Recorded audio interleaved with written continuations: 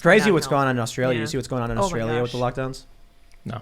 So the amount of insanity that's directed my way over this is it's hilarious. I get like text messages from people like, "Yo, what's going on?" Like people are talking about you, and I was like, I tweeted that the quarantine camps were. I was hyperbolic. I said concentration camp in a tweet, and all of a sudden they're screaming at the top of their lungs.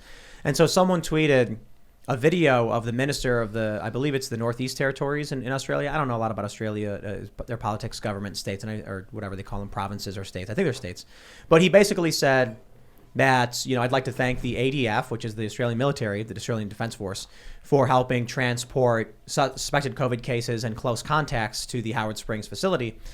He also said in that statement that they're removing the 5 reasons for leaving your home.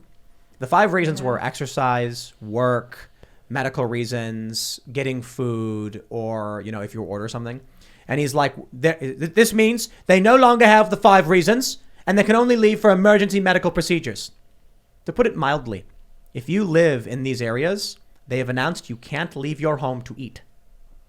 Then they say they're transporting these people to the Howard Springs quarantine facility, which I guess is a first, I believe, where they've been relocating internal Australians to these quarantine camps. And then all of a sudden on Twitter, the whole narrative becomes, is it voluntary? And all these Australian personalities are either saying Tim's a conspiracy theorist, because I quoted, it's literally in The Guardian. The Guardian article wrote this. Or they're like, well, Tim, to be fair, there's no evidence it's forced. And I was like, let me get this straight. You send in the military, you tell them to their faces you can't leave your home to eat.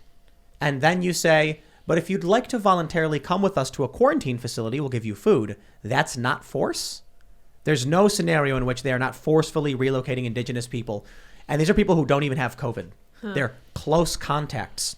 There's numerous stories about people desperately trying to escape the quarantine facilities. One woman set fire to a room, forcing an evacuation. Jeez. One woman jumped a fence and ran off and got caught and then fined $5,000. So does not seem people are too happy to be there. Yeah. There's also crazy footage of police officers and security guards running up to people because someone dared to put 1 foot outside of their perimeter zone that they were allowed to be in, outside of their holding cells. I mean, there's also allegations of forced vaccination by some of the indigenous people in Australia. There's also record waves of protests hitting the streets of Sydney, hitting the streets of Melbourne. I mean, some of the videos, and it's so crazy that we're not even hearing anything about this mass movement, this mass awakening of hundreds of thousands of people hitting the streets, not just in Italy, not just in Melbourne, but in Guadalupe as well. There's so many places around the world that just are saying, hey, we believe in natural rights. We believe in human rights. You shouldn't be taking this away from us in the name of this emergency. And still, there's not really a mention of this, which is absolutely mind-boggling for me personally, to say the least. I think lockdowns are coming. Yeah. For a lot of reasons. We're seeing it in Europe. Australia just implemented another lockdown. They were like, we're easing lockdowns. I'm like, oh no, Omicron got here. No. And people are like, how did Omicron get into Australia if you can't enter unless you're vaccinated and you can't even leave unless you're vaccinated? Well, it's because Omicron apparently is a variant, is less likely to be stopped by the vaccine, I suppose. So sounds like everything Australia is doing isn't stopping anything. But they're going nuts with it. Yeah. In the U.S., I think we'll follow Europe's suit. Europe's what Europe is doing, all these different, European countries.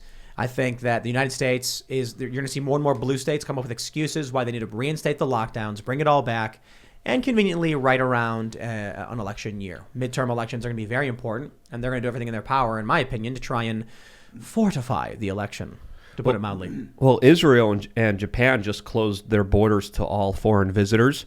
Israel also just announced that they're using their intelligence agencies to have temporary permission to gain access into the phone data of people who were in the countries with confirmed Omicron variant cases. So again, there's nothing temporary about these new laws and rules that they're implementing, but for them to use the national security state Israeli intelligence agencies to hunt down and to contact trace people who were in a country with cases in the name of security is just absolutely mind-boggling and the opposite of security, in my opinion. You see Ryan Long's sketch about being pro Pfizer? He was like, my pronouns are Pfizer. What do you say? Pfizer or whatever. I thought that was really good. But he basically walks around. he talks about how he's like, it's a skit, but he's like, I used to be a leftist and I was, against all the big pharma. And of course I don't like Martin Shkreli, but Pfizer is different. Oh yeah. I got the Pfizer vaccine. And he walks up to a guy, and this is interesting. The first thing I always say about this stuff is like, look, I get it. If you go talk to your doctor, figure out what makes sense for you. We're not here to give you advice on that stuff. But in this Ryan Long video, he walks up to a random guy in the street and he's like, are you a Pfizer guy? And the guy's like, oh yeah. He's like, I got all 3, man. I'm in for 3. And then Ryan's like, oh yeah, you're gonna go 4 and 5. He goes, I'm gonna do all of them. And I'm just like, wow. Yeah. And those are average day people just saying, yes, I'm going to comply. Meanwhile, South Africa is also reporting no major uptick in cases. They're reporting mild cases. The scientists who discovered this new variant publicly came out and talked to the BBC and said people are panicking unnecessarily. So we still don't know what's going on here. Again, I'm not a medical doctor. I'm not a medical professional. We're not here giving you medical advice. But I think it's fair to say that we're in a position where we don't know what's happening. And I think we shouldn't be jumping to conclusions or spreading fear at the same time, which doesn't help anyone, stresses people out, and actually lowers people's immune system. Actually, people can, I don't know if somebody wants to look this up. Someone super chatted that Dan Bongino had got a breakthrough case of COVID because he's vaccinated, and that he took the Rogan cocktail. Oh, I think that's right, yeah. It's crazy to me that I can have a doctor say, go to sleep and sleep it off, and then me be like, I would like a second opinion. And then call another doctor who says, let's give you the full run. And then the media be like, Tim's dumb for listening to his doctor. And I'm like, what was I supposed to do? No, doc. And this is what I tweeted. I was like, my doctor says I should take, this medicine, but Don Lemon says it's a bad idea. And of course, Don Lemon knows better than my doctor. Yeah. That's the reality we're supposed to be living in. Yeah, CNN can't do wrong. They're holy, and everyone should listen to them, and they should all be recommended to everyone's YouTube searches. And they're so innocent and loving. And Daily Beast wrote an article. It said Tim Pool is the new poster boy for ivermectin, and the reason they chose that headline is specifically because I have not promoted it and actually talked about how I told my doctor I didn't want it. And that I was like, I feel better, I don't want to take it. And they instructed me, you have to. Like, we're prescribing this, you should do it. And I was like, I don't want it. And I ended up taking it anyway. But they say poster boy because if they said I promoted it or was shilling for it or anything like that, that'd be a false statement of fact. Right. Oh, poster boy is a meaningless opinion statement that can't be deciphered properly. You know what they're trying to claim. They're trying to make it seem like I'm out there. Like, I went on Joe Rogan's show and I actually still argued with him about it. Not like a strong argument because I'm not a doctor and I really don't know. But I was just like, I don't know, man. I think this stuff's challenging when you've got political sides and they're making arguments about stuff. Some people just want to believe it works. Some people don't want to believe it works. And I think it's fair to say there are some studies that are very positive. There are some aggregate studies that are, indeterminate. But really it just comes down to what your doctor offers you. So for me, it's like my attitude is slightly towards the negative. Like, people say they don't approve it because they don't make money off it. And I'm like, if Merck manufactures this stuff, sure, they can make more money off something proprietary, but they could easily get emergency use authorization for this if they wanted to. So maybe there's a profit incentive or something. I don't know. But if I call a doctor and the doctor is like, we're giving you, Zabodine or something, I'm not going to be like, whoa, doc. Like, I don't know. That word sounds weird. I just be like, okay, I'll look into it and, we'll see if it makes sense for me. And then when it comes to ivermectin, I know a little bit more about it. I was like, the monoclonal antibodies did me right and I feel totally fine. And they were like, no, we prescribed it for you. And I said, okay, doc, whatever you say. Yeah. Isn't that the attitude the left says you're supposed to have, like the establishment left? Mm-hmm. Trust your doctor, trust the science. But when I literally do that, they write smear articles about me. And I wish this wasn't so political. I mean, even the naming of this variant has been political. It's the World Health Organization skipping the Greek alphabet in order to appease someone with a similar name, Z. Wait, what? Yeah, they skipped that one. Yeah, so the Omicron variant should have been called the Z variant, XI. But XI. But no way. Yeah, but the World Health Organization skipped it and decided we're calling it the she variant. Yeah, we should. That's way better. Yeah.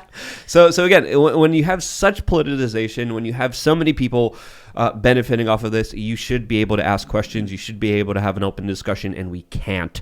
And a lot of the discussion is being hindered. A lot of the conversation is being stopped. A lot of the debate, a lot of scientists are even being hindered. And that's absolutely a nonsensical start in many people's minds. And if you want to convince them, you want to win hearts and minds, start with an open, honest conversation. We don't even have that. Let's call it we have the lemon variant. Yes. Well, the next one will be who should get it next, Seltzer or Cuomo? The Cuomo variant. Yeah, Cooper. The Cooper variant. Yeah, I like Just that all one. of CNN. The Vanderbilt variant. Yeah. All of. Yeah. Why is his name Anderson Cooper? Is it because his mom didn't change her name or what? I have no idea. I didn't really do that much research into it, but he was raised by the Vanderbilts and also attended very interesting after-school programs in college. Let's just double down on it. Because they tried skipping over the Xi variant, we'll call it the Xi Jinping variant. Yeah, I like that. That's good. We'll just literally name it after him. Yes, I like Well, that. no, it's not a compromise. It's us doubling down. Like, oh, you want to not say Xi, we'll add the Jinping to it just to go straight for it. Mm-hmm. Thanks for checking out this segment from the Timcast IRL podcast. If you want to watch live, you can check out this channel Monday through Friday at 8 p.m. Now, don't forget to smash that like button, subscribe to this channel, and if you want more unfiltered and uncensored content with all of these guests, go to timcast.com and become a member. All of these guests you know and love in exclusive segments on our website where we are unrestricted in what we talk about, so you'll definitely not want to miss it. Thanks for hanging out. We'll see you all next time.